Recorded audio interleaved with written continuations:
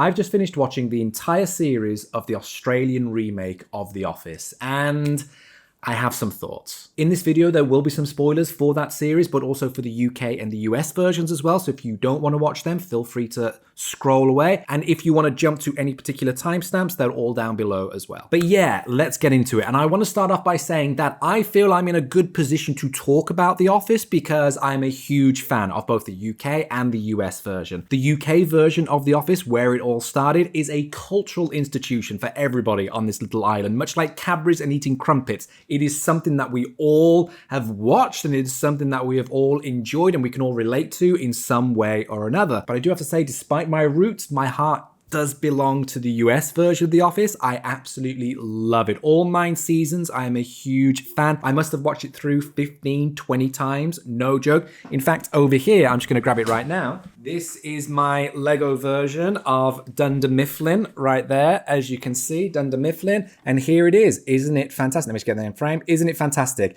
All of the characters, all of the little details and the little references are all there. This is my ID badge posing me as a security threat for when I went to the Dunder Mifflin experience in Washington, DC. If you want to watch the full video of that tour, I have it on my Instagram. Feel free to scroll through and have a look at it on there. But yes, I'm a huge fan of The Office. And so as such, I went into the idea of this Australian remake with an open mind. Because one, I enjoyed the source material, the original UK Office. I enjoyed the remake even more, the US version. And so thinking, oh, if they're just building off of that, surely it'd be great. But also on a personal level, I lived in Australia for 3 years. And in fact, my first and so far only office job was in Australia. I worked as a membership coordinator in the Melbourne Cricket Ground. And so to be able to actually see office culture brought on screen in Australia, I thought, oh, this is going to be great. This is going to be a little blast from the past for me because I've never actually worked in an office before, except in Australia. And yeah, I spent time in Australia, so it'll be a whole new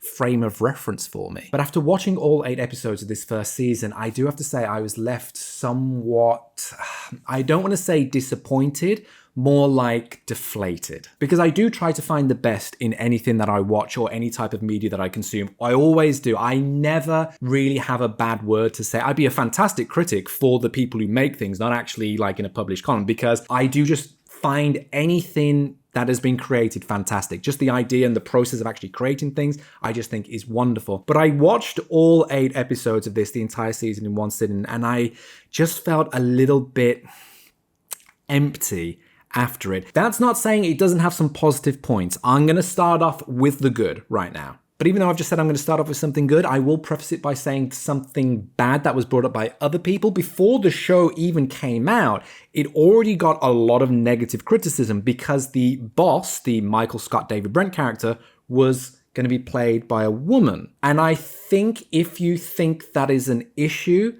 that is something you need to sort out because that's ridiculous. If you don't think a woman can play a role, then that's, yeah, we're not going to get into that too much there, but that's something you need to work on yourself. And actually what I found, the diversity within the show was one of its strongest points because Australia is a melting pot of so many different cultures, of so many different backgrounds, of so many different races, and seeing that in this office was actually really refreshing because if you think about The Office US, and I will be talking about The Office US more than The Office UK because I'm stronger on my knowledge of The Office US, and I do feel that this Australian remake kind of borrowed a lot more from the US version. If you look at The Office US, there are only 3 people of color, Kelly, Stanley, and Oscar, and all 3 of them were repeatedly the punchline of jokes. Repeatedly. I mean, Oscar was always about his Mexicanity. Stanley was always being referred to as being urban. Kelly was always made jokes of because she was Indian, because she was Hindu, all of that type of stuff. But seeing this show with such a diverse cast,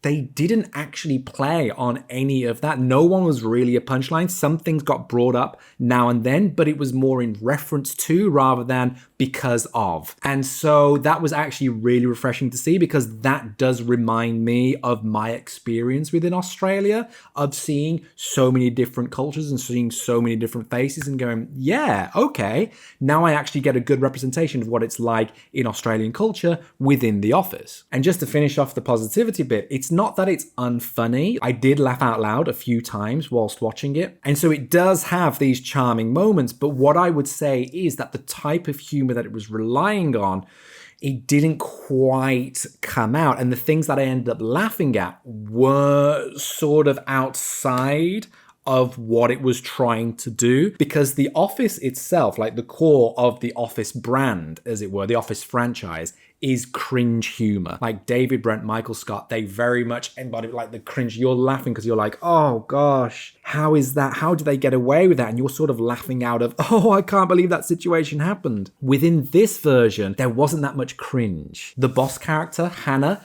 she was obviously a sort of cringy person. But the thing is, a king is only a king because of the way that people treat him, right? And so your humor is only cringe if people are cringing to it. And what I found was throughout the show, there wasn't a lot of reaction to this sort of cringe humor. Like every time that Michael came in with some cringy thing, some awkward thing, you'd get a lot of rolled eyes, you get a lot of silence, you get a lot of, yeah. And that makes you go, oh gosh, as if that happened. But with this, it was just sort of, oh, this is what Hannah does. This is what she just said. Like, oh, okay, yeah.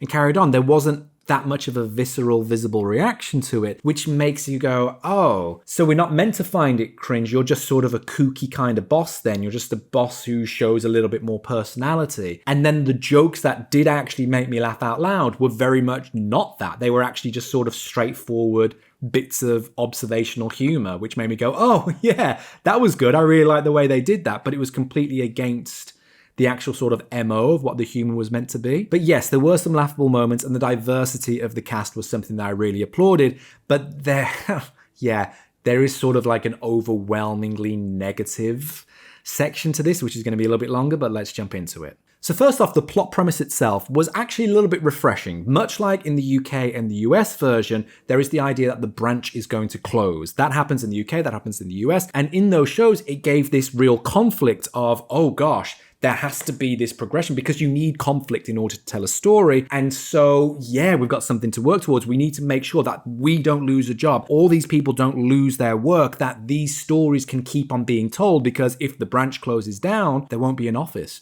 There won't be people to share these stories. And in this version, it's kind of updated a little bit, because rather than the branch closing down, it's that everybody is going to be fully remote. Well, we've reviewed our flexible work practices, and given the low attendance rates, Flindley Craddock can no longer justify the cost of our office spaces. Yeah. We're going to close the regional branches and everyone will go remote. What? And so modern audiences, you would go, oh yeah, we recognize this. The whole remote working thing is definitely something that's come up since the pandemic. That has become much more of a commonplace, much more within our conversation, within our, collective zeitgeist. And so that is a lot more relevant. And the premise is that they are going to close the office down because there are so many people who are working remote that actually it doesn't justify the costs of keeping the office building open, the lease on the office, because if workers aren't in, then they're spending all that money, yada, yada, yada. And so the drive of that is the boss, Hannah, wants people to come back in and work because she doesn't want to lose her office workers. And so that's kind of the drive throughout the entire series. And spoiler for the end, they do come to an agreement that actually they're going to keep the office open. They'll be working 4 days a week with 1 day remote. And there we go. Justification for Hannah. Yay, it's great. But I just find this plot point really bizarre and a really weird thing that they actually want to do. Because when you think about the modern conversation that's been happening around remote workers, it's been shown time and time again in research and surveys that productivity has gone up because of remote working, and people are so much happier because of remote working. Like the amount of time and money and effort it takes for you to get ready to work, to then travel to work, to then get into this new environment and work, and then go home and all of that and be away from stuff. It's a negative drain. And when people have the opportunity to work remotely, it's been a huge boon. People have worked a lot better. They've been a lot more productive. They find they've got more time to enjoy life. And so to make a show from the point of view basically of the stockholders of like, no, we want people back in work. Like, it's a really weird premise that at the end, I didn't find myself cheering for Hannah getting her way, that everybody now gets to be in work every day. I found myself going, oh, why? Because like in the US version, when the branch gets saved, that's a huge thing because yay, they get to keep on, not, you know, they don't enjoy their job, but at least they haven't lost their job. Like you don't want this group of people whom you've come to know and love to lose their job and be like, oh gosh, they're going to suffer because then they've got to find more work. Maybe they won't get work, all of that. But also we get to keep seeing their stories. Yay. It was a big thing. But the fact that now people who enjoyed working remotely now have to come into work because of one person who's like, oh, I really want my workers around me. Because then at the end, the corporate representative goes, yeah, we think that it would be better for profits for people to be in. Like, that's a weird angle to come at for a storyline because we're meant to be celebrating the uppers, the higher echelon, rather than the workers. Like, because there are more people who work at the lower rungs of the ladder than the upper rungs of the ladder. Do you know what I mean? And so why should we be rooting for corporate? That's a weird thing that I found was the plot point. I just found that a really strange angle for us to take. But it was just incredibly low stakes as well because they were never going to lose their job. It's not like the idea was they're going to close the branch and everybody's going to be made redundant. It was just, no, they'll just be working from home. No one loses their job. They just lose the office. So if it was to come through that, oh, everybody's going to be working from home, okay, well, everybody's just going to be working from home then, isn't they? Like, what's the deal? They just get to keep on working. They're not losing out on money. They're not losing their job, are they? So the overall story was just a weird way to go. And it seemed that it was developed in that way in order to make it more relevant to modern audiences. Because as I say, that remote working is definitely something that wouldn't be in the conversation from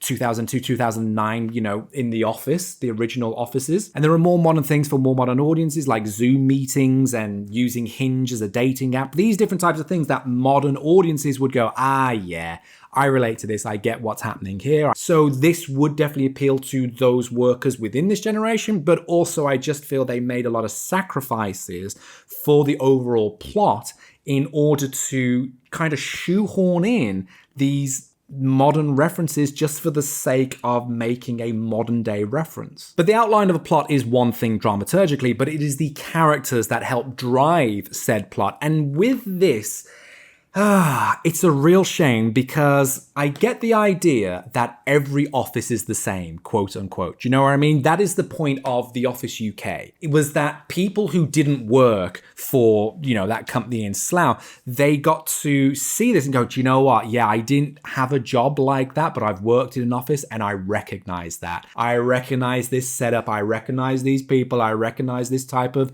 structure and this type of situation. Like, yeah. Same with the US office. People work, you know, selling paper and all of that. You may never have worked in a paper setting company. You may never have worked in a paper warehouse distribution agency, but you recognize the relationships, you recognize things. There is that thing of all offices are the same. But the problem is with the Australian office, they were very much making it the same. And it doesn't feel like it's a remake of The Office or an original idea. It kind of feels like it's almost a continuation to the point that you had to have watched the originals in order to fully enjoy this new iteration. Because you can see the lineups of the characters themselves perfectly. You've got Hannah as the Michael Scott David Brent character. You've got Nick as the Jim/Tim character. You've got Greta as the Pam/Dawn character. You've got Lizzie as the Dwight/Gareth character, Gareth Mackenzie Crooks character. You can see and go, oh yeah, they're fitting these sort of already pre-made characters kind of, yeah. And you can see how it came about in the development room of like, oh, we need to have an Australian version of Dwight.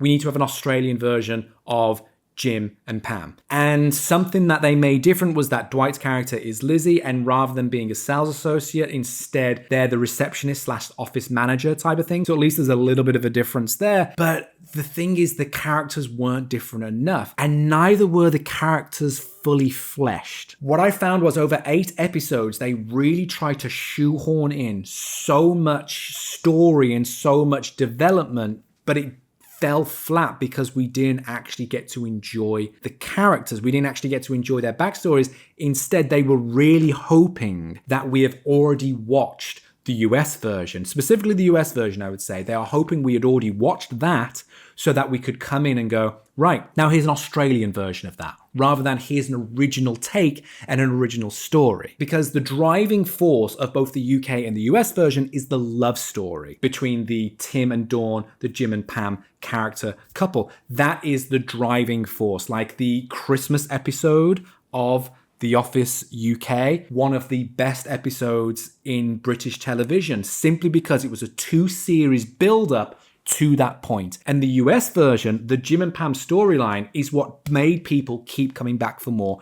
2 seasons until their first kiss, and then a whole other season until they get together, and then, you know, they get married, they have kids. Some of those are the most talked about episodes and the most loved episodes because of that love story. And that love story is apparent here as well. And of course, you see Nick, who is the Jim character, is single, and then the Pam character, Greta, she likes Nick, they like each other, but she's with someone else, with this guy called Mason. And so you see them flirting a little bit and you want them to get together, of course, but the thing is, it just doesn't read. There's a little bit of flirtation and there's a little bit of, oh, they're cheeky, but there's no actual chemistry there. And I'm not saying that's between the actors. What I do have to say between this, everybody gives as brilliant as a performance as they can. There's nobody who gives a bad performance. The acting is wonderful. It's just the characters and writing just wasn't fleshed out enough because they were expecting us to really get behind this love story just out of nowhere. We just had to sort of accept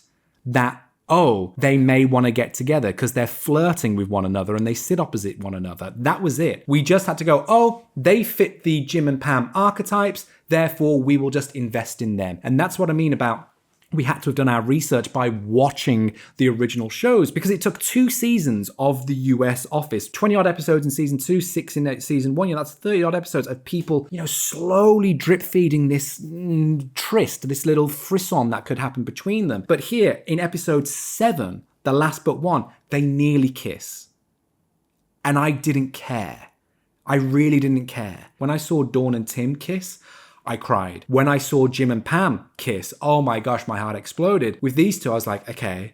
Like, I knew it was coming and I just didn't care. There wasn't any anticipation. It was just kind of rushed through. And what was really weird within this show is how they manufactured difficult situations. Because like the guy who Pam is engaged to, Roy, let's be honest, he's not outwardly a dick. Yeah, he does some dickish things, and especially after they break up and call off the engagement, and then he like smashes up and tries to hit Jim and everything. But when you see him in those first couple of seasons, you just go, nah, the vibes aren't right. He's not the nicest of guys. He's not outwardly not a good guy, but he's just like, nah, yeah. And we can see something possibly better between Jim and Pam, so maybe Pam should just leave him because we can see someone who she's happy with. But in the Australian version, they made the Aussie Roy, Mason, actually really just sort of, because there's this plot line that Greta says that she's unhappy about something. So Mason comes in during a wake for one of the fellow things and loudly announces so everybody can hear, like, oh yeah, I heard that, you said things weren't going right and you didn't want this and all of that. So what I'm thinking is, why don't we finally have a threesome? Why don't we have a threesome? I will find some women for you. It'll be fantastic. This will be great. I'll send through some suggestions. This will really spark up our relationship. This will be really fantastic. And you're like, okay, that's a really weird thing, especially in like the second episode, for you to come in and just loudly announce this kind of outlandish thing. Like, it seemed like a really cheap way to get a laugh because it happened during a wake. And so the juxtaposition of this very mournful thing with this really ridiculous thing, it just was very cheap humor. I'm not gonna have sex with Beanpole Nick, babe. A threesome's 2 girls and a guy. What are you talking about? Combination of genders. Hey, Nick, I'm not having sex with you, yeah? All right, so forget about it. Us three, it's not gonna happen. It's a wake, mate. It's a wake. I hope you're happy, man. You ruined our threesome. I didn't think, You're not even that hot. he's just joking around. Just a joke. And it carries on because he's a bit of a dick and he argues with Greta about going to work and all of this. I understand. It's like you're literally obsessed with this place. I work here, Mason. This is my job. I get paid to be here. Babe! Baby girl! You're just made to not like him simply because the writing says you shouldn't, rather than us forming our opinion of him over time like we did with Roy. And so in such, not liking him meant that we should have liked the Greta Nick romance even more, but I will be honest, I just didn't care. I just couldn't care less about it because the way it was set up from the very beginning was, oh, well, they're meant to like one another and so they'll probably end up together because that's the way it goes. Because the fact in episode 7, they nearly kiss and it's a thing like, oh, we nearly kissed. And then afterwards they go back to the office and then he asks her out. Nick asks Greta out and Greta's like, yeah, okay, let's have dinner together. And then she gets a phone call from her fiance going, oh, my nan's just dying. She's like, oh, I've got to go to my boyfriend. I've got to go to Mason. And so you're like, so she was just going to straight up have an affair with Nick. Oh, okay. Because at least with Jim and Pam, there were moments where it's like, oh, I can't do this. Like she said, like they have their first kiss and she's like, look, I'm going to marry him. We're just really drunk that we've had this kiss. Like it can't proceed. And then she breaks off the engagement. But with this, it was like, oh, no. I'll just straight up have an affair with you. Yeah, I'll go to dinner with you. Yeah, I know I've got a boyfriend, but I'll go to dinner with you. And the only reason they don't go to dinner is because of this phone call. Like, oh, okay. But like, if you're meant to be with someone, then sure thing. But we don't know that they're meant to be together because there was only 6 episodes preceding that and only a little bit of flirtation. Because like, there's this subplot where Nick goes online and he matches with someone who's come in to be a guest speaker. But the profile was set up by Greta. And then Greta gets a little bit jealous that he's matched with this person. It's like, yeah, but you set up the dating profile. Like, okay, it's just a very bizarre way to make this love story happen when there wasn't really any love there to begin with, and they knew they had to have a love story because that was what drew in the original audiences. But yeah, that was something that I felt was a real big letdown. And as I say, they just fit into these character archetypes, like Hannah as the Michael Scott character. Like, yeah, you can see that sort of quirky, oh, we'll make an awkward joke here, but I didn't know it was awkward. I thought I was just really kooky and funny and no one's laughing, but it's fine. We love him anyway. Like that has become sort of a much more seen character after David Brent sort of introduced it to the wider masses, even though characters like that existed, of course. Before that, cringe humor has been going on for many years, but it was The Office UK that really brought it to a global, wow, okay, this is cringe humor. So she fits that, but then the Dwight character, Lizzie, immediately from the looks in the talking head, from, you know, the way the hair is done, from having a pet crow, from all of these different things, like wearing the high vis and all of that, you go like, okay, you can see that you are this character, but there wasn't enough to show why you are this character. So like with the Gareth character in the UK version, with Dwight in the US version, especially because there are 9 seasons to build this character up, you get a real sense of why this character is this way. There are a lot of discussions about Dwight, about why he acts this way, why he is this way. But with the Dwight character in the Australian version, it just seems like, oh, we needed an intense kooky character for the sake of being intense and kooky. And so it's kind of just filling a space rather than making it its own. Do you know what I mean? And talking about making it its own, that was what was really lost within this show. Because as I said at the very beginning, what I was really excited for about watching an Australian version was seeing the Australian take on this, was seeing Australia again. And it's set in Sydney, and I spent a little bit of time in Sydney, so hopefully getting to see Australian culture. Like one of my favorite shows is Kath and Kim because it is unabashedly, unapologetically Australian. There are so many Australian references, there are so many Australian things, and that is what's beautiful about it. And the best thing about this series was the moments where it was unapologetically Australian. There's an episode where they talk about the Melbourne Cup and they're doing like a little fashion show and all of this and going on the river and all of that. And that was really good. I really enjoyed that. And then there was an episode where they went to a reptile house, and that was probably the best part of the entire series because they just were like, yeah, we're Australian. And that's great. I'm not saying the Australian version should have been just a showcase of Australia, much in the same way that the US version shouldn't be a showcase of America or the UK of Britain. Like, it shouldn't be a presentation unto the world of your country.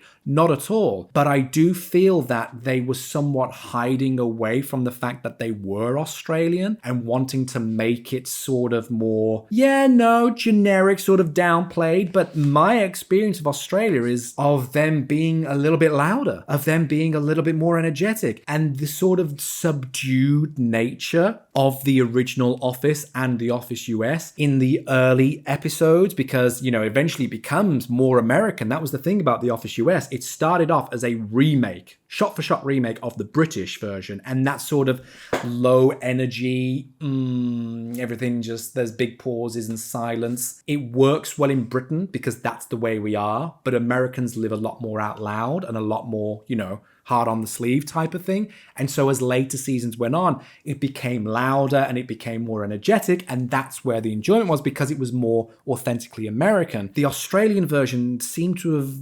disregarded that and only allowed a couple of moments to be authentically Australian. And that was a real shame that they hid away from being Australian. Like, I had to Google where it was set because 4-5 episodes in, they hadn't mentioned whereabouts in Australia it was. So I had to look it up. And then they mentioned a couple of times, Sydney or whatever. And I was like, oh, it's in Sydney.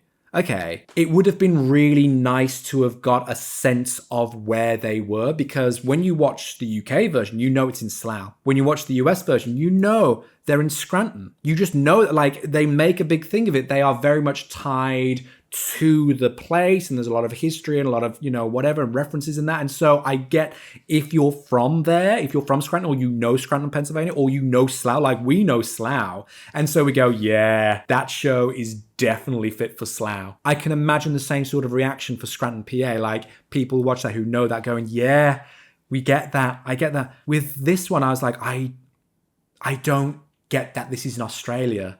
It just seems like it's an office filled with Australian accents. That's all it is. And I'd say that was the biggest shortcoming of the entire show, was that it was meant to be an Australian version of The Office, whereas it wasn't an Australian version of The Office.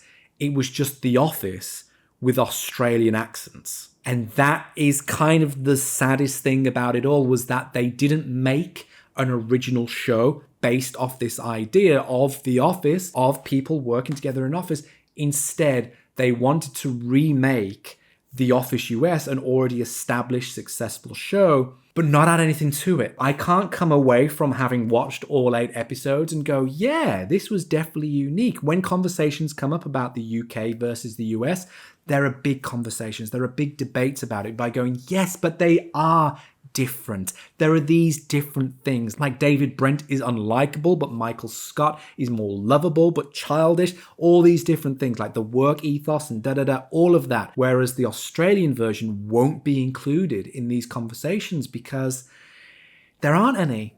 There aren't any differences. There's an Australian accent. Yeah, there's more diversity, which is a great thing, a positive, as I said at the beginning. There are a couple of set pieces that are unapologetically Australian. Great. But apart from that, the characters are the same. The plot lines are the same. The stakes of the super objective of the arc of the story kind of fall flat because, I don't care if the workers get the right to work from home. Like, I'm for that, actually. Like, why should I feel emotionally invested in the workers feeling more comfortable with their working situation? And sorry, that's just come back to me. Like, it was really odd that in the first episode, they set up that, much like Michael Scott and much like David Brent, who love their work, who love their office and love their workers, Hannah really loves her work as well. She doesn't want people to be remote because she wants to be surrounded by people. She wants this office atmosphere. Absolutely. We get that. That is sort of a stock characteristic within these boss characters in The Office.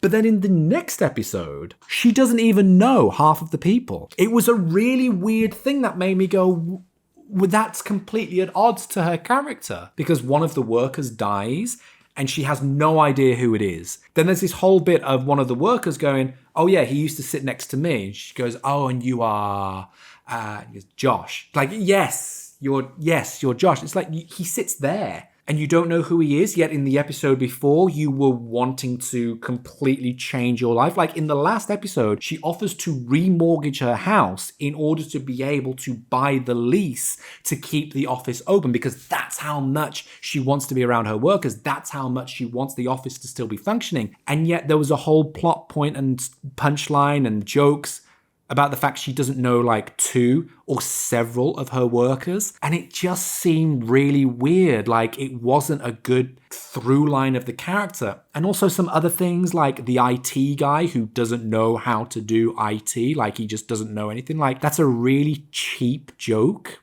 And I would expect more from a show. Like a show in the 90s could make that, like with a laugh track, I could see that happening. But yeah, that's kind of just a really cheap joke that doesn't quite land. And there are lots of these jokes that kind of fall flat because the actual episodes themselves, some of the storylines can be a little bit, oh, you really went in there. And yet there's not enough behind you to make those leaps and make those choices. Like when we think about The Office US, there are some ridiculous storylines in there. Some really big episodes are like the fire training episode. Like that is such a big thing when the fire alarm goes off and then they're doing the CPR. Like that's ridiculous. And then there's the episode where someone's taken, on the carpet and they have to pull the carpet out. Oh yeah, that's ridiculous. But it's earned because they showed the mundane and we got used to the mundane and then they escalate a little bit.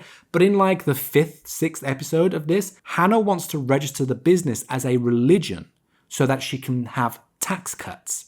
And that is a really big thing. That was a huge swing to do that, a huge swing. And I don't fully care about the show as of yet. Like you haven't earned me as a viewer's love for the show as of yet to then make such bold, big, brash choices for us to go along with. Because watching it, you just go, that's ridiculous. But not in a, oh, that's ridiculous way that you would do with The Office US in the later seasons. But just a, oh, that's really weird, that's really random. Then they float with other storylines in other episodes, like Hannah wanting to find love with this other character who's really obnoxious, sort of the Finchy of the UK version, that extra person, the Todd Packer in the US version, that character who comes in, but there's a love interest there instead, but it kind of falls flat and we see her get drunk and everything, and you go, okay, it's just very predictable. It's just a lot of things were very predictable. There wasn't anything that really shocked me, and it was the character development that made me kind of not get invested because there wasn't any.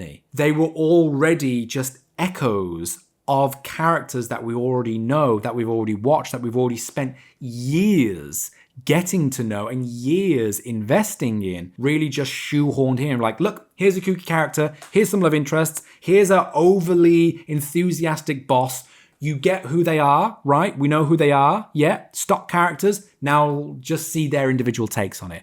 It's sort of pantomime-esque in its execution. It's sort of commedia dell'arte-esque. Like you get these base characters and then just a little bit of different personality on top. And yet there wasn't that much of a differing personality. And so I just came away going, I don't really care for any of these people. I don't really care for any of these plotlines. And to be honest, I didn't care how the show ended because, the joy was now Hannah doesn't have to feel alone because she's managed to get all of the workers forced to come back into work 4 days a week to come back into the office. Like, no, that's not a good thing. That's not a good thing. That's a really sad thing. And so overall, yeah, it is just a real shame because I always come into watching something new or experiencing something new with an open mind. Like, I don't expect or want to be disappointed. I'm not sitting there going, come on then, you have to get me out of this rut because I'm expecting this to be bad and you'd have to prove to me that you're good. No, I always come in going, this is something new. This is something great to watch. And hey, I love Australia. I've worked in Australia. I've got memories of Australia and I love The Office. What a great blend. I'm going to enjoy this. And I wanted it to be good. I wanted it to be its own thing. I wanted it to come out and people to go, yes, this is a worthy continuation of the Office franchise. This is a worthy remake. This is quintessentially, that sort of essence of The Office, but so imbued with what makes Australia, It wasn't. It was just sort of a jumping through hoops remake with Australian voices that didn't add anything or build on anything that the originals have already covered. And it does beg the question, why? Why was this made? Why did it get made if it didn't add anything to it? Like the US version added. It added so much more to the UK version. The UK version stands as it is, and the US version stands as it is because, yes, it was sort of a remake of the UK version, but it added so much more as well. There is so much in the US version that isn't in the UK version. That's what I was hoping for with the Australian as well, that it would add things that we'd been missing, things that weren't there, things that you go, oh yeah, I like how they've taken this story. I like what they've done with this. Yeah, I knew what The Office was all about, but they've really done something new and different with this. And they've imbued it, as I said, with that sense of Australia. I mean, even like the title card is New Office Aussie. Like they really lean into the fact that no, this is down under, this is Australia, like this will be different, but it doesn't really show anything different for Australia. It doesn't really showcase the fact it is in Australia. In fact, if you didn't know what the Australian accent sounded like and you were to miss out those 2 episodes, those 2 little bits which were quintessentially Australian, you would just think it was any other show. You really would, because it doesn't lean into the greatness that is Australia, because Australia has so much to give. It has such a fun little culture and subculture of like their language and everything they use. Like even just the simplest thing of like the way that Australians shorten their words to be like arvo. Oh, nah, I was absolutely devo about that. Like they just, but the like you didn't hear that. You didn't hear that little Australian parlance within this script. And I just thought it was a complete missed opportunity, because why did it get made then? What was the point of it? Why put all eyes on this? Because let's be honest, so many people were going to go, hang on, what? Because The Office isn't an unknown show. It's not the remake of a show from years ago that people have forgotten about. When people ask, do you watch The Office? The Office ended 10 years ago. The Office ended ages ago, but people ask it because people still actively watch it. You don't just finish watching The Office, you continue watching it. You watch it forever. You know, you make the Lego sets, you visit the experience. People still love it so much, and it is enjoyed so much today that when a new version comes up, yeah, we're going to want to know. People are going to be looking at it. And of course, there's going to be comparisons, there's going to be judgments. So you have to prove that there was a reason for this to be made. Otherwise, it's a waste of money. Really, because we could just watch the originals. And, you know, that's why a lot of eyes are on this new Office that's coming out in America with Domhnall Gleeson in it. I think he's in it. That's going to be very interesting to see how that is, because that will be, you know, in America a remake. But this Australian version, I'm just so sad to say that despite some of its positives, some of the laugh out louds that I got and the lovely inclusivity of it, it was just a real miss. And I wouldn't even say swing, because there wasn't much effort to actually try to make it different. It was just... That was me trying to do a baseball analogy there, but yeah.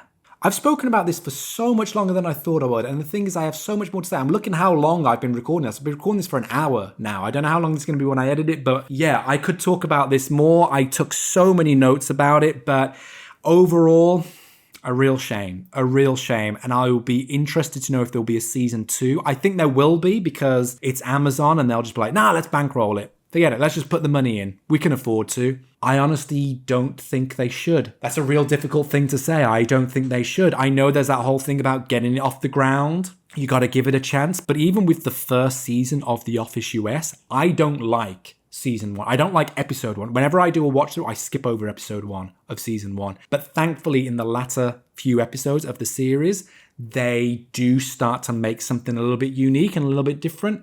Here, I don't see what another series could add to the overall story. I don't see what another series, another 2 series, another 3 series would actually build on. It just seems like there are just situations they're going through and nothing that they're actually keeping us hooked for. I don't care about the boss's development. I don't care about the workers' development. And I don't care about the love story either, because we've seen it all happen. All that, what we wanting them to get together, like we saw them almost get together, and there wasn't even that much chemistry there to begin with. It's just a shame. Basically, I'm gonna stop I've been talking for so long. Thank you so much for watching. Let me know if you've watched it. Let me know your thoughts of what you think in the comments down below, because it would be good to talk to someone about this. I've just sat through all 8 episodes and still so many more thoughts to go, and more will come to me over time. But anyway, I will end the video there. Thank you so much for watching, and stick around as well. If you enjoy this, give it a like. If you want to not miss out on other videos, whether it's takes on TV shows, or I go through on my channel, I explore all of the pop culture references in Gilmore Girls and in Friends and other shows. I will be doing the US version of The Office in time as well. So if you want to be watching me make some videos about the US Office,